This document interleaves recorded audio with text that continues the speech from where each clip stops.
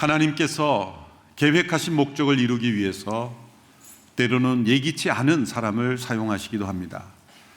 하나님을 대적하는 원수 같은 이도 변화시키셔서 사용하시기도 합니다. 사도 바울은 스스로는 하나님을 섬기고 있다 생각했지만 실상은 하나님의 대적자로, 복음의 회방자로 예수님을 비판하고 배격하는 이로 그렇게 살았죠.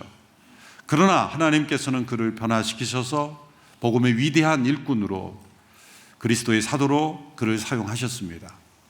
때로는 부도덕한 삶을 살았던, 부정한 삶 가운데 있었던 이들도 변화시키셔서 하나님의 놀라운 목적을 이루는 데 사용하십니다. 히브리서 11장에 보면 믿음의 사람들로 하나님의 역사에 쓰임받았던 사람들의 리스트가 나옵니다. 그 명단에 보면 우리가 익숙한 성경의 중요한 스토리들을 만들었던 인물들이 나오죠.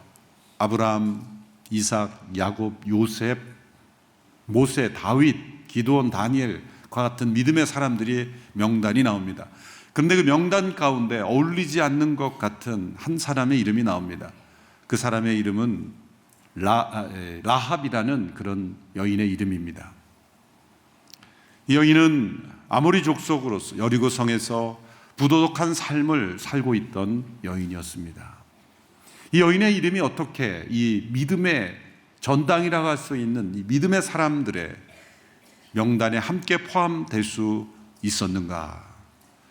히브리서 11장 31절에서는 그 이유를 이렇게 설명합니다.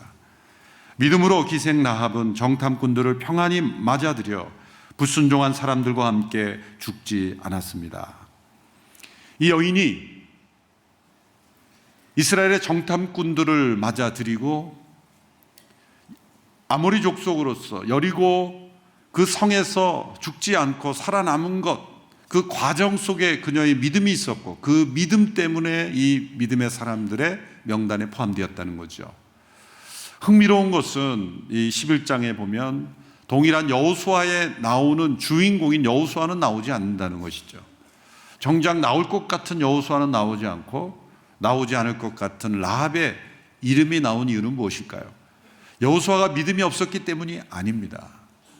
사실 여호수아가 더 훌륭한 믿음을 가진 사람이었죠. 그런데 여호수아 이름이 나오지 않고 라합의 이름이 나왔을까?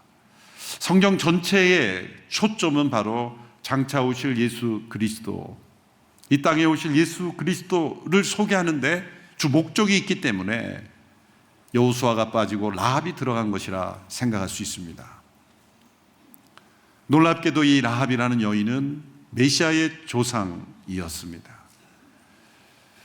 이 라합은 유다 족속의 한 족장이었던 이 살몬이라는 사람과 결혼하게 되고, 그리고 그 사이에서 태어난 이가 보아스라는 사람이고, 그 보아스가 룻의 남편이죠. 다윗의 조상이었습니다.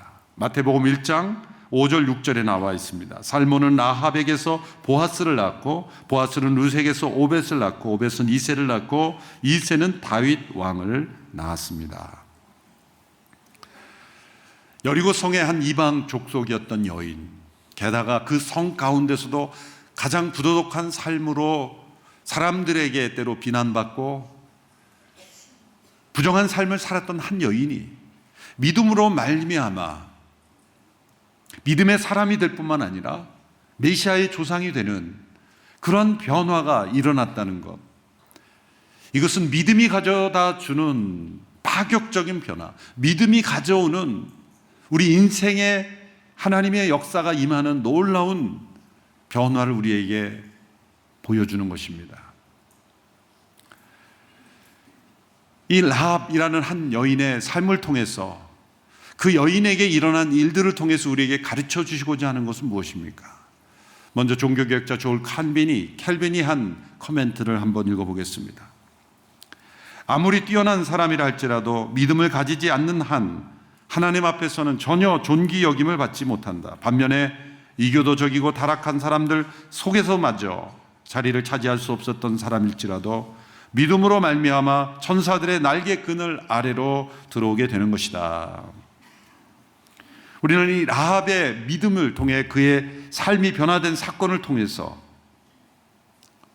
우리가 이 땅을 살아갈 때 필요한 너무 중요한 믿음의 교훈을 함께 얻고자 합니다.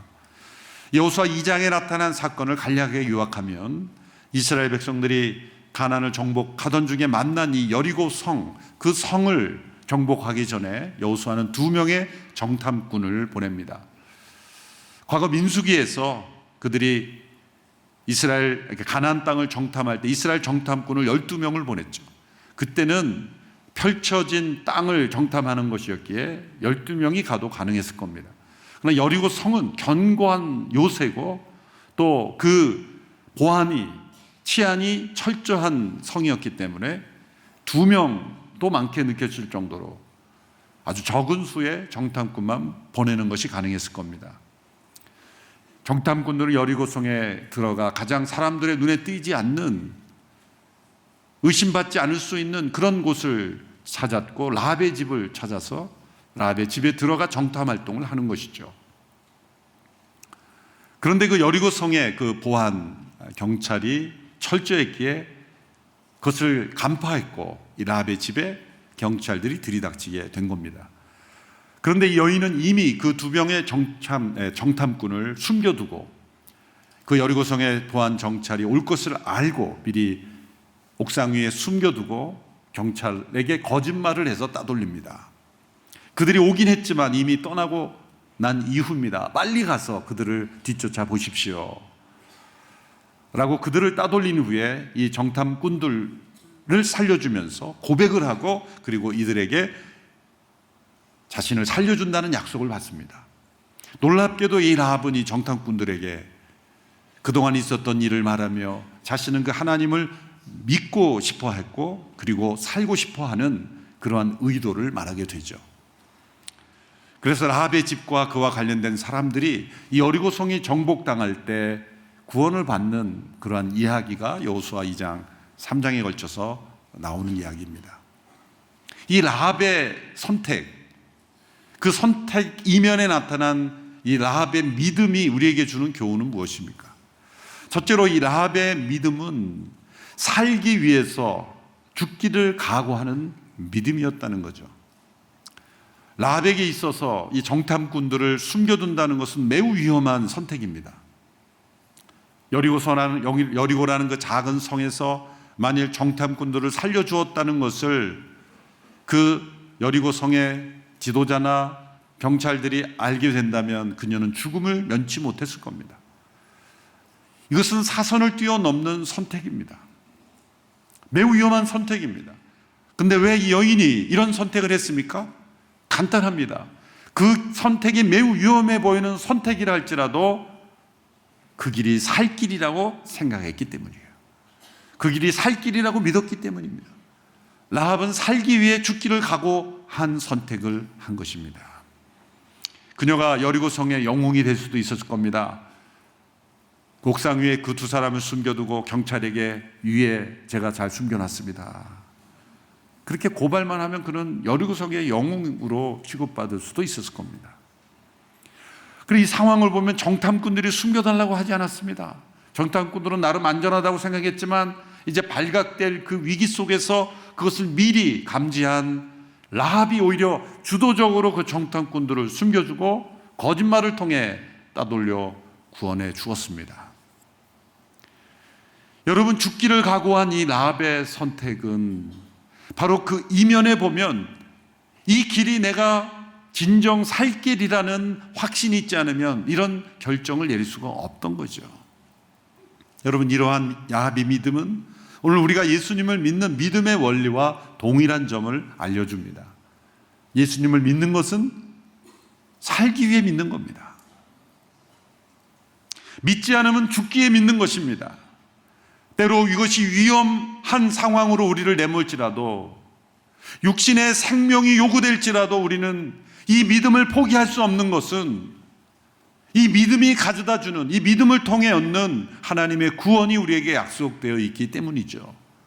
우리는 육체의 죽음은 절대 피할 수 없습니다. 그러나 영원한 죽음은 피할 수 있는 길이 예수님을 믿는 길입니다. 육신의 죽음은 피할 수 없습니다. 누구도 피할 수 없습니다. 세상에 육신의 죽음을 피한 이가 있다면 말해 보십시오. 어느 누구도 피할 수 없습니다. 제가 분명한 예언하겠습니다. 저와 여기 있는 분들은 다 죽습니다. 확률 100%의 예언이죠. 정령 죽으리라. 그 죽음은 피할 수 없어요. 그러나 피할 수 있는 죽음이 있습니다. 그것은 영원한 죽음은 피할 수 있습니다. 때로 육신의 죽음이 두려워 영원한 죽음을 두려워하지 않는다면 육신의 생명은 잠시 보존될지라도 영원한 죽음 가운데 처할 수밖에 없는 거예요. 온 세상은 하나님의 진노 가운데 처해 있고 이 세상에 종말이 있을 뿐만 아니라 우리 개개인의 종말이 있습니다. 이 피할 수 없는 두 개의 종말 앞에 우리는 영원한 죽음, 영원한 멸망을 피할 수 있는 길이 우리에게 허락되어 있고 우리의 믿음의 선택에 의해서 우리는 영원히 살 수 있는 길이 주어져 있다면 그 길을 선택하는 것이 너무나 자연스러운 길이 아닐까요? 때로 그 길이 육신의 생명을 위협하는 것일지라도 그 선택은 위험한 선택이 아니라 가장 안전한 선택인 것입니다. 라합의 믿음은 살기 위해 죽기를 각오한 믿음이었습니다. 두 번째로 라합의 믿음은 은혜로 얻은 믿음이었습니다. 라합이 이런 믿음의 선택을 한 것은 정탐꾼들이 전도해서 이렇게 된 게 아니에요. 이 정탐꾼들이 와서 사형리로 복음을 전하고 당신 구원받아야 됩니다. 우리를 따라야 됩니다. 우리를 살려줘야 됩니다. 이게 설득한 게 아니에요. 놀랍게도 정탐꾼들이 들어오기 전부터 이 여인은 바로 믿음을 가지고 있었어요. 그 믿음은 어디서 왔을까요?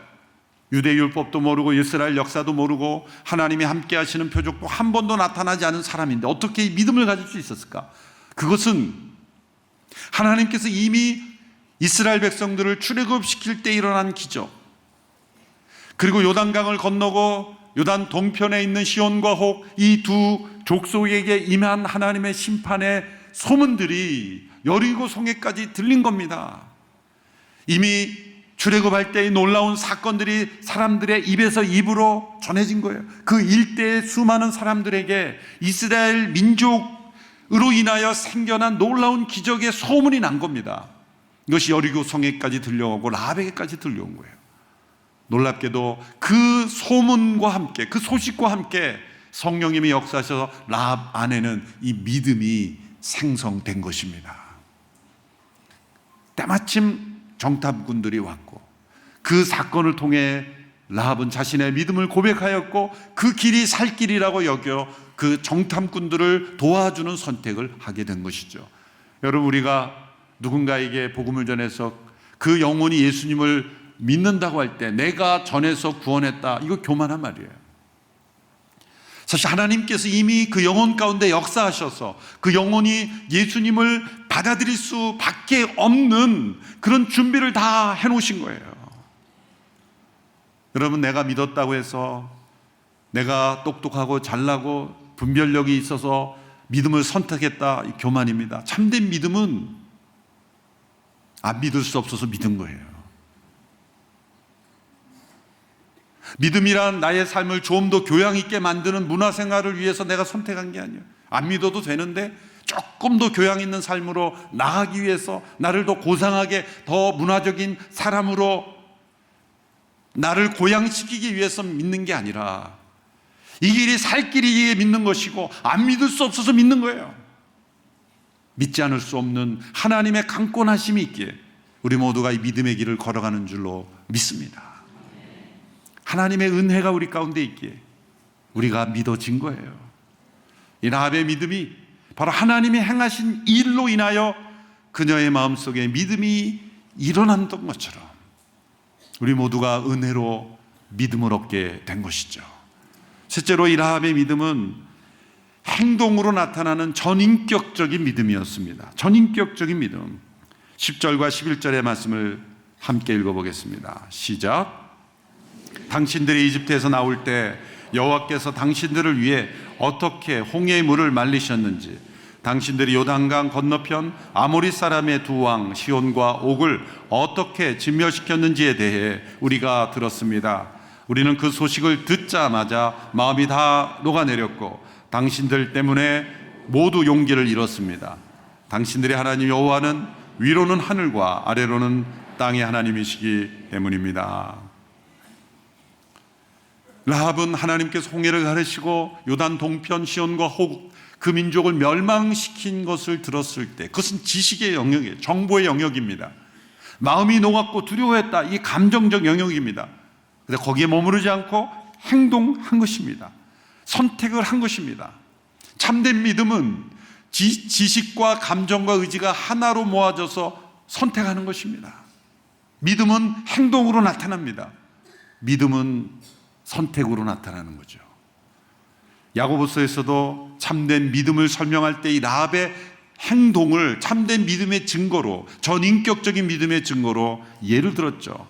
제가 읽어보겠습니다. 야고보서 2장 25절입니다. 이와 같이 장녀 라합도 접자들을 숨겨주고 다른 길로 가게 했을 때 행함으로 의롭다고 인정받지 않았습니까? 마치 영혼 없는 몸이 죽은 것 같이 행함이 없는 믿음도 죽은 것입니다.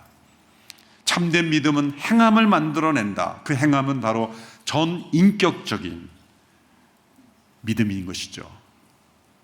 참된 믿음에는 그 믿음의 내용이 있습니다. 참된 믿음에는 그 느낌이 있습니다. 참된 믿음에는 행동과 결정, 선택이 있습니다. 전인격적인 믿음, 이것이 라합의 믿음이었어요. 네 번째로 라합의 믿음은 세상과 맞선 믿음입니다. 세상에 대항하는 믿음이었습니다. 하나님께서 행하신 일을 라합만 들은 것이 아니겠죠. 라합과 같은 여인에게도 이 소문이 들렸다면 여리고성에 있는 사람들도 다 들었을 것이고 그들도 동시에 다 용기를 잃고 두려워했다 그랬어요. 하나님의 임재가 그들 가운데 임했다는 겁니다. 그들이 믿을 수 있는 준비와 여건이 다 되었다는 것입니다. 자존심 부리며 자신의 익숙한 삶을 고집할 이유가 없었다는 거죠. 그럼에도 불구하고 라합과 같은 이는 지극히 소수였습니다. 진정한 믿음은 다른 이들이 믿지 않아도 나에게 찾아온 구원의 길, 하나님의 은혜의 길을 믿기로 작정하고 따르는 용기의 믿음입니다.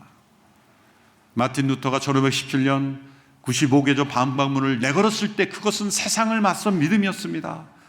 하나님을 대적하는, 진리를 대적하는, 세상의 악과 대적하는, 세상을 맞서는 믿음이었습니다.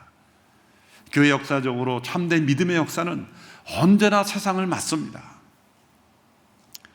초대교회 수세기 동안 약 4세기에 이르기까지는 예수님이 누구신가를 가지고 많은 논쟁을 했고 또 이 삼위일체 하나님에 관한 많은 논쟁을 했고 심지어 거기서 정통교회가 전통적인 교회와 믿음의 질서에 어긋나는 말을 하면 이단으로 내몰렸고 심지어 죽이기까지 했어요. 끔찍한 사회였죠.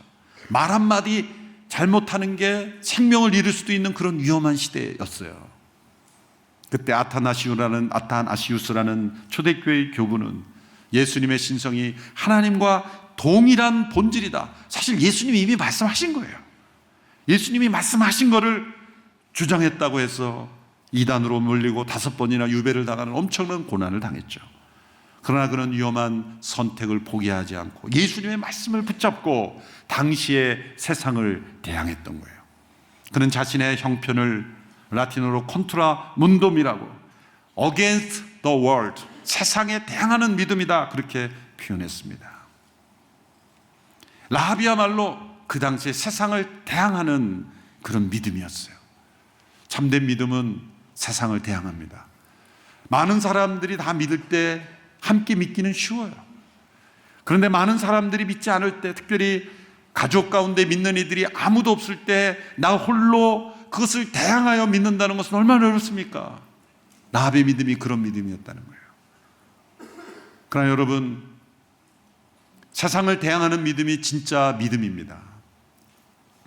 여러분 주변에 기도하며 성령 안에 정말 신실한 분들이 반대하면 여러분이 하나님을 대항하는 쪽으로 잘못 가고 있다고 생각하셔야 돼요. 근데 만일 정반대로 세속적이고 하나님을 인정하지 않고 또 타락한 문화에 익숙한 사람들이 결사적으로 반대하면 그게 하나님의 길이구나 그러고 가십시오. 세상을 대항하는 믿음입니다. 5번째로 이 라합의 믿음은 최소한의 지식을 가지고도 최고의 믿음을 보여줬던 믿음입니다. 라합이 들었던 내용은 많지 않습니다. 복잡하지도 않습니다. 하나님께서 출애굽할 때 홍해를 가르셨다는 것, 요단 동편에 있는 아모리 두 족속을 진멸하셨다는 것, 그것이 전부입니다. 그 정보가 그에게 지식으로 들어왔을 때 그 지식을 통해 믿음을 얻었죠. 라합의 결론은 신앙 고백은 이 한 줄입니다. 11절 후반부에 이렇게 되어 있습니다. 당신들의 하나님 여호와는 위로는 하늘과 아래로는 땅의 하나님이시기 때문입니다. 간단합니다. 라합의 믿음이 놀라운 점이 여기에 있습니다. 그는 이스라엘 백성처럼 율법을 배우지도 않았습니다. 광야를 지나 하나님의 함께 하심에 놀라운 기적도 본 적이 없습니다. 그러나 그가 들은 것이 진실한 사건이라면, 여러 사람들을 통해 진짜 일어난 사건이라면 그녀는 이스라엘의 하나님이 진정 하나님이시다, 하늘과 땅의 주관자이시고 창조주이시고 진정한 하나님이시라 고백한 거예요. 그녀는 율법 지식도 없었어요. 여러분, 우리의 삶이 믿음으로 변하지 않는 것은 지식이 부족해서가 아닙니다. 지식의 정보 양이 더 많아져야 내 삶이 변화된다고 하는 것은 변명입니다. 지식의 양이, 진리의 지식이 부족한 것이 아니라 내가 믿는 단 한 가지의 진리 지식이라도 그 진리를 견고하게 붙잡고 순종하지 않기 때문에 변화가 일어나지 않는 거예요. 더 많은 지식, 더 많은 정보가 필요해야 하는 것이 아니에요. 성경 공부를 하지 말아야 된다는 게 아니에요. 성경을 공부해야죠. 그러나 많은 지식을 더 채우는 게 변화의 길이 아니라 단 하나의 단순한 진리라도 그 진리를 믿음으로 붙잡고 순종함으로써 우리는 믿음의 삶을 체험할 수 있다는 거예요. 라합에게서 배우는 것이 바로 그거예요. 사실 우리의 부모님 세대, 한국교회를 초창기 일으켰던 믿음의 1세대들은 체계적인 성경 공부 없었습니다. 큐티의 큐라는 단어도 몰랐어요. 어쩌면 우리는 이전 세대의 부모님들을 향해서, 부모님들은 큐티도 모르고 1:1 제자훈련도 모르고 귀납적 성경 공부도 모르고 아무것도 모르고 모른다 그러지만, 사실 그분들은 진리 지식은 많지 않았을지 모르지만 그들이 듣고 배운 진리, 단순한 진리 한두 가지를 믿고 평생을 믿음으로 훌륭하게 사신 거예요. 우리는 많은 지식 가운데 교만만 잘했지, 깨달아 하는 한 가지 지식을 붙잡고 순종하는 능력이 더 부족해지고 있단 말이죠. 오늘 이 시대에 우리를 돌아봐야 되는 것은 진리 지식이 부족한 것이 문제가 아니라 단순한 진리 한 가지를 붙잡고 끈질기게 순종할 수 아는 그런 믿음의 능력, 그것이 오늘 이 시대에 우리에게 필요합니다. 많은 것을 알려고 추구하는 교만한 노력보다 이미 알고 있는 것을 단순하게 순종하려는 믿음의 자세, 그것이 하나님께서 우리를 통해 변화시키는 놀라운 은혜인 줄로 믿습니다. 캄캄한 동굴에서 길을 잃었을 때 여러분 어떻게 그 동굴에서 나올 수 있습니까? 칠흑같이 어두운 동굴 속에 갇혔을 때 어떻게 동굴에서 나올 수 있을까요? 동굴 전체가 환해져야 나올 수 있습니까? 아니죠. 동굴 저 어디선가 희미한 불빛 하나가 어디선가 새어나올 때 바로 저곳이 외부와 연결된 길이 있는 곳이라 알고 그 빛을 향해 나갈 때 나올 수 있는 것 아닙니까? 게르케고라는 분이 바로 그런 말을 했습니다. 믿음이란 어둠 속에서 비추어오는 한 줄기 빛을 보고 자기의 몸을 그 빛에 내던지는 모험이다. 여섯 번째 라합의 믿음은 하나님께서 기대하신 참 이스라엘인의 믿음이었습니다. 라합의 신앙개혁을 보면 참 이스라엘 사람인 것 같아요. 그는 율법도 모르고 모세오경도 몰랐습니다. 그러나 천지를 창조하시고 온 땅을 주관하시는 하나님을 고백했습니다. 이 고백은 정탐꾼들의 고백이 더 어울립니다. 정탐꾼들이 해야 더 어울리는 것 같습니다. 그런데 라합이 이 고백을 함으로써 우리에게 가르쳐주는 것은 무엇입니까? 누가 참 이스라엘 백성인가? 혈통적으로 아브라함의 혈통에서 태어난 이가 이스라엘인가? 아니다.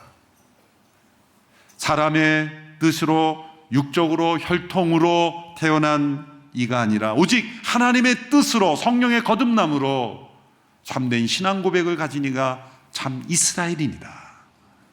라는 것을 우리에게 알려주는 것입니다.